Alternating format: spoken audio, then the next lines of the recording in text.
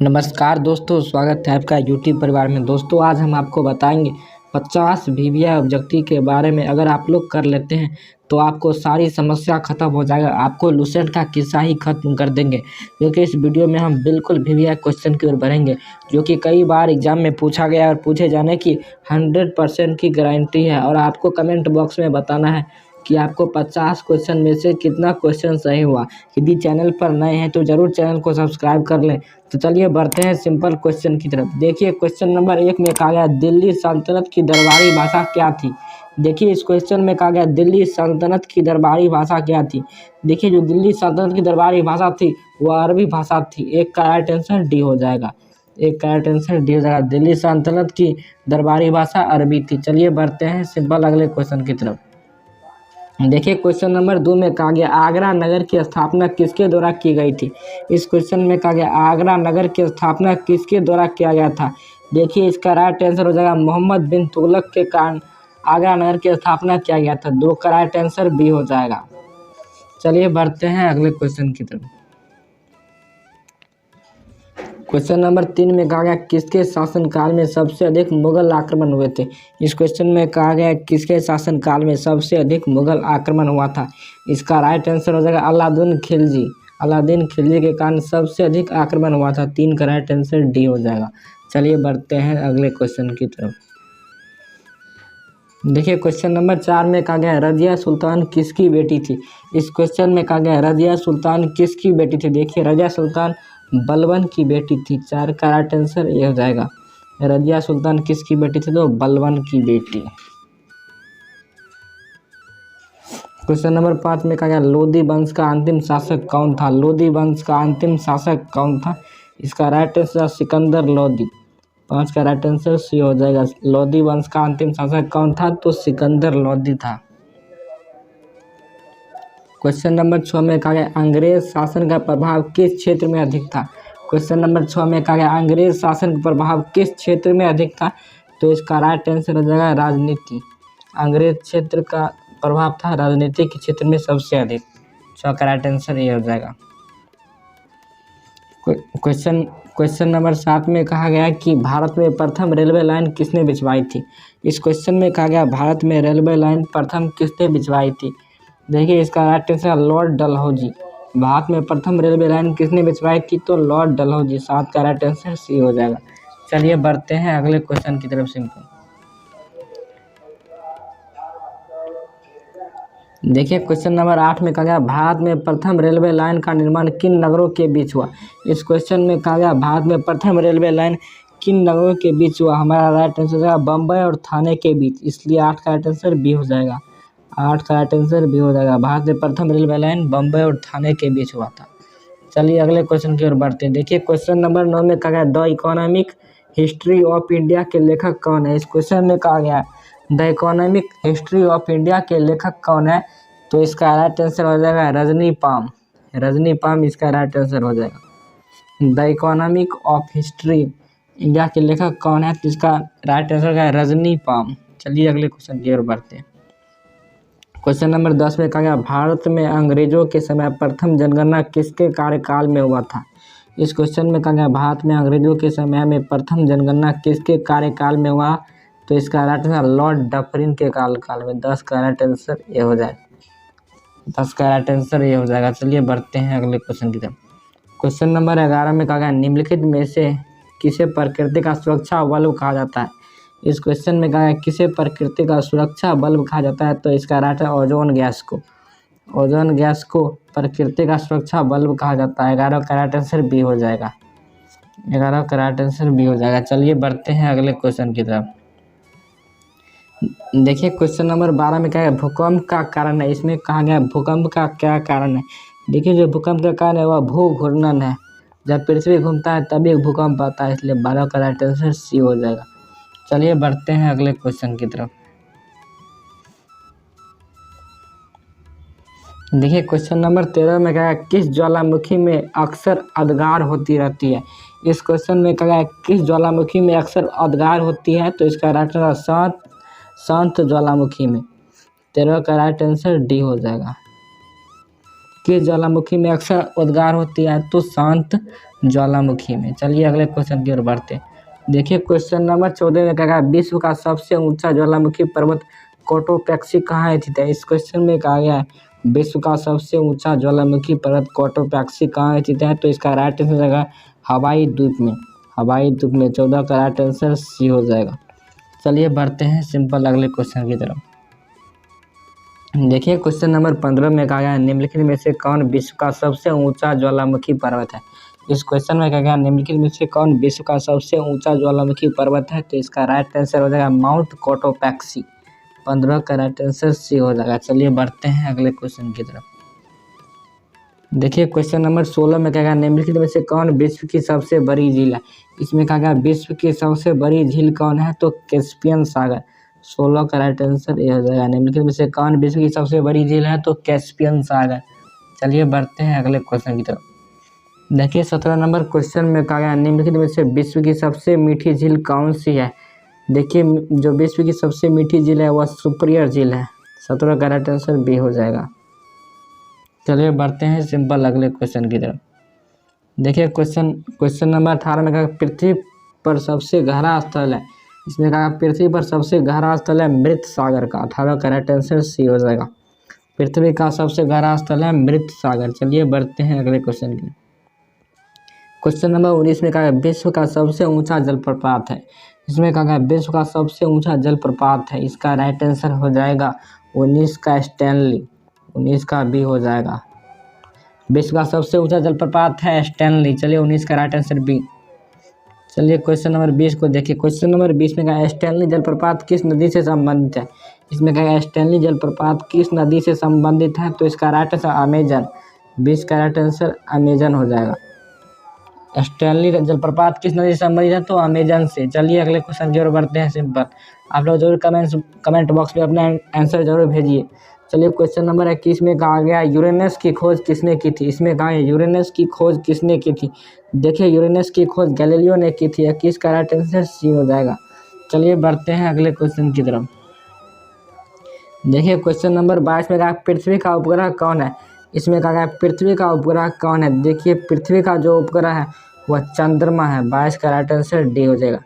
पृथ्वी का उपग्रह है चंद्रमा। चलिए अगले क्वेश्चन की ओर बढ़ते हैं।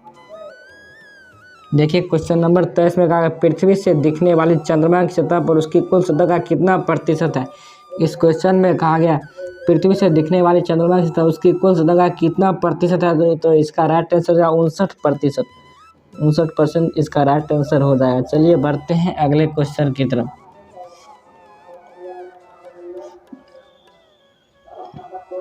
देखिए क्वेश्चन नंबर 24 में कहा गया रेगिस्तान में बादल बरसते नहीं क्योंकि? देखिए रेगिस्तान में बादल बरसते नहीं क्योंकि वहाँ निम्न आर्द्रता के कारण नहीं बरसता है। 24 का राइट आंसर सी हो जाएगा। 24 का राइट आंसर सी हो जाएगा। चलिए बढ़ते हैं अगले क्वेश्चन की तरफ। देखिए क्वेश्चन नंबर 25 में कहा गया कौन सा देश सबसे अधिक द्वीप समूह से मिलकर बना है? इस क्वेश्चन में कहा गया कौन सा द्वीप सबसे अधिक द्वीप समूह से मिलकर बना है? तो इसका राइट आंसर है इंडोनेशिया। 25 का राइट आंसर डी हो जाएगा। इंडोनेशिया इसका राइट आंसर हो जाएगा। चलिए अगले क्वेश्चन की ओर बढ़ते हैं। देखिए क्वेश्चन नंबर 26 में कहा किस महाद्वीप में एटलस पर्वत स्थित है? इस क्वेश्चन में कहा किस महाद्वीप में एटलस पर्वत स्थित है? तो इसका राइट आंसर है अफ्रीका। 26 का राइट आंसर डी हो जाएगा। चलिए अगले क्वेश्चन की ओर बढ़ते हैं। देखिए क्वेश्चन नंबर 27 में कहा भारत तथा चीन के बीच सीमा बनाने वाली रेखा को क्या कहते हैं? इस क्वेश्चन में कहा गया भारत तथा चीन के बीच सीमा बनाने वाली रेखा को क्या कहते हैं? तो मैकमोहन रेखा। 27 का राइट आंसर बी हो जाएगा। चलिए अगले क्वेश्चन की ओर बढ़ते हैं। चलिए अगले क्वेश्चन की ओर देखिए। क्वेश्चन नंबर 28 में कहा गया भारत में किस खाद्य फसल का उत्पादन सबसे अधिक होता है? देखिए भारत में सबसे ज़्यादा चावल का उत्पादन होता है। 28 का राइट आंसर सी हो जाएगा। 28 का राइट आंसर सी हो जाएगा। चलिए बढ़ते हैं अगले क्वेश्चन की तरफ। देखिए क्वेश्चन नंबर 29 में कहा गया भारत के रेल के डिब्बों को कहाँ बनाया जाता है? देखिए भारत का रेल का डिब्बा कहाँ बनाया जाता है? तो ऑप्शन नंबर ए हो जाएगा कपूरथला तथा पेरम्बर में बनाया जाता है।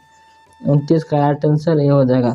भारत का रेल का डिब्बा कहाँ बनाया जाता है? तो कपूरथला में बनाया जाता है और पेरम्बर में। चलिए अगले क्वेश्चन की ओर बढ़ते हैं। देखिए क्वेश्चन नंबर 30 में क्या है, भारत में पहली बार जनगणना कब हुई थी।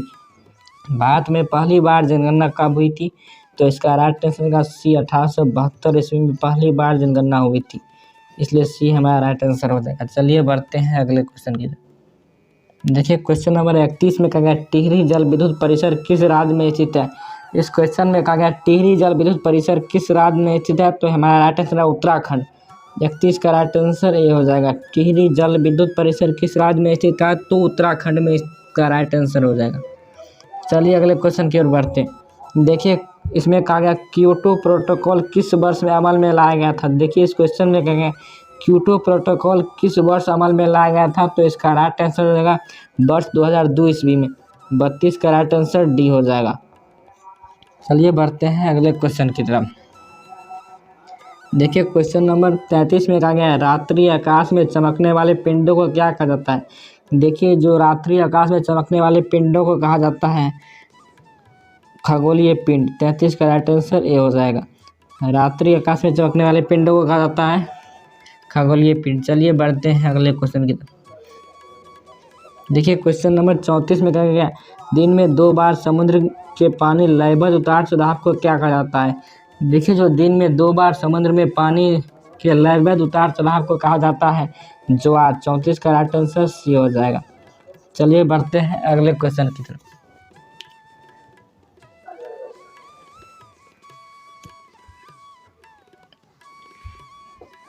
देखिए क्वेश्चन नंबर 35 में कहा गया भारत थाईलैंड हाईवे किस देश से होकर गुजरती है। दोस्तों इस क्वेश्चन में कहा गया भारत थाईलैंड हाईवे किस देश से होकर गुजरता है, तो इसका राइट आंसर हो जाएगा म्यांमार। 35 का राइट आंसर ये हो जाएगा। चलिए बढ़ते हैं सिंपल अगले क्वेश्चन की तरफ। क्वेश्चन नंबर 36 में कहा गया कार्ल मार्क्स किस देश के थे। इस क्वेश्चन में कहा कार्ल मार्क्स किस देश के थे। कार्ल मार्क्स जर्मनी के थे। 36 का राइट आंसर बी हो जाएगा। कार्ल मार्क्स जर्मनी के निवासी थे। चलिए अगले क्वेश्चन की ओर बढ़ते हैं। देखिए क्वेश्चन नंबर 37 में कहा गया भारत का सबसे पुराना यूरोपीय चर्च किस शहर में स्थित है। भारत का सबसे पुराना यूरोपीय चर्च कोचीन में स्थित है। 7 का राइट आंसर बी हो जाएगा। 37 का राइट आंसर बी हो जाएगा। चलिए बढ़ते हैं सिंपल अगले क्वेश्चन की तरफ। देखिए क्वेश्चन नंबर 38 में कहा गया सूर्य नमस्कार कितने चरण होते हैं। देखिए सूर्य नमस्कार में कितने चरण होते हैं, तो इसका राइट आंसर का 10 चरण। 38 का राइट आंसर ये हो जाएगा। सूर्य नमस्कार में 10 चरण होते हैं। चलिए अगले क्वेश्चन की ओर बढ़ते हैं। देखिए क्वेश्चन नंबर 39 में कहा गया इंडिया गेट का डिजाइन किसने बनवाया था। देखिए इस क्वेश्चन में कहा गया इंडिया गेट का डिजाइन किसने बनवाया था, तो इसका राइट आंसर एडविन ल्यूटियंस ने बनवाया था। 39 का सी हो जाएगा। चलिए बढ़ते हैं अगले क्वेश्चन की तरफ। देखिए क्वेश्चन नंबर 40 में कहा कर्मा नृत्य किस राज्य से संबंधित है। इस क्वेश्चन में कहा कर्मा नृत्य किस राज्य से संबंधित है, तो हमारा राइट आंसर मध्य प्रदेश से। 40 का राइट आंसर सी हो जाएगा। चलिए अगले क्वेश्चन की ओर बढ़ते हैं। देखिए क्वेश्चन नंबर 41 में कहा राजा राम मोहन राय का जन्म कहाँ हुआ था। इस क्वेश्चन में कहा राजा राम मोहन राय का जन्म कहाँ हुआ था, तो वर्धमान जिला में हुआ था। 41 का राइट आंसर ये हो जाएगा। राजा राम मोहन राय का जन्म हुआ था वर्धमान जिला में। चलिए अगले क्वेश्चन की ओर बढ़ते हैं। देखिए क्वेश्चन नंबर 42 में कहा निम्नलिखित में से किस धर्म सुधारक की मृत्यु भारत के बाहर हुई थी, तो इसका राइट आंसर राजा राम मोहन राय। 42 का राइट आंसर बी हो जाएगा। धर्म सुधारक राजा राम मोहन राय की मृत्यु भारत के बाहर हुई थी। चलिए अगले क्वेश्चन की ओर बढ़ते हैं। देखिए 43 नंबर क्वेश्चन में कहा गया वर्ष 1857 के बरेली विद्रोह का नेता कौन था। देखिए 1857 के बरेली विद्रोह का नेता थे खान बहादुर।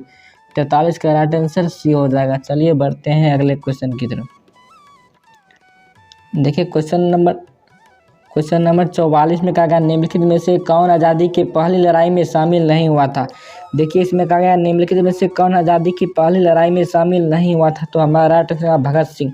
आज़ादी की लड़ाई में भगत सिंह पहली लड़ाई में शामिल नहीं थे, क्योंकि उसको पहले ही फांसी दे दिया गया था। देखिए क्वेश्चन नंबर 45 में कहा एल्बर्ट बिल विवाद किस वायसराय के कार्यकाल में उभरा था। इस क्वेश्चन में कहा एल्बर्ट बिल विवाद किस वायसराय के कार्यकाल में उभरा था, तो हमारा लॉर्ड डफरिन के। 45 का राइट आंसर सी हो जाएगा। चलिए अगले क्वेश्चन की ओर बढ़ते हैं। देखिए क्वेश्चन नंबर 46 में कहा किसको हर्मिट ऑफ शिमला के नाम से जाना जाता है। इस क्वेश्चन में कहा किसको हर्मिट ऑफ शिमला के नाम से जाना जाता है, तो इसका राइट आंसर विलियम बेडबर्न को। 46 का राइट आंसर बी हो जाएगा। चलिए अगले क्वेश्चन की ओर बढ़ते हैं। देखिए क्वेश्चन नंबर 47 में कहा ब्रिटिश संसद के लिए कौन सा भारतीय पहली बार निर्वाचित हुआ था। इस क्वेश्चन में कहा गया ब्रिटिश संसद के लिए कौन सा भारतीय पहली बार निर्वाचित हुआ था, तो दादा भाई नौरोजी। 47 का राइट आंसर बी हो जाएगा। चलिए अगले क्वेश्चन की ओर बढ़ते हैं। देखिए क्वेश्चन नंबर 48 में कहा किस गवर्नर जनरल के कार्यकाल के दौरान भारतीय राष्ट्रीय कांग्रेस की पार्टी बनी थी, तो हमारा राइट आंसर लॉर्ड डलहौजी। 48 का राइट आंसर बी हो जाएगा। चलिए अगले क्वेश्चन की ओर बढ़ते हैं। देखिए क्वेश्चन नंबर 49 में कहा निम्नलिखित में से कौन गदर पार्टी के प्रमुख नेता थे। देखिए जो गदर पार्टी के प्रमुख नेता थे वह लाला हरदयाल थे। 49 का राइट आंसर ए हो जाएगा। चलिए अगले क्वेश्चन की ओर बढ़ते हैं। देखिए क्वेश्चन नंबर 50 में कहेगा भारतीय राष्ट्रीय कांग्रेस और इंडियन एसोसिएशन का मिलन किस वर्ष हुआ था। इस क्वेश्चन में कहेगा भारतीय राष्ट्रीय कांग्रेस और इंडियन एसोसिएशन का मिलन किस वर्ष हुआ था, तो हमारा राइट आंसर हो जाएगा 1886। 50 का राइट आंसर डी हो जाएगा। 50 का राइट आंसर डी हो जाएगा। दोस्तों इस वीडियो में हमने 50 वीवीआई क्वेश्चन पर डिस्कस किए थे। दोस्तों आपको कमेंट बॉक्स में बताना है कि आपको कितना क्वेश्चन सही हुआ। यदि चैनल पर नए हैं तो ज़रूर चैनल को सब्सक्राइब कर लें। ऐसे ही वीडियो पाने के लिए हमारे चैनल को भी लाइक कर लें, सब्सक्राइब कर लें। मिलते हैं नेक्स्ट वीडियो में। अपना ख्याल रखना और पढ़ाई करते रहना।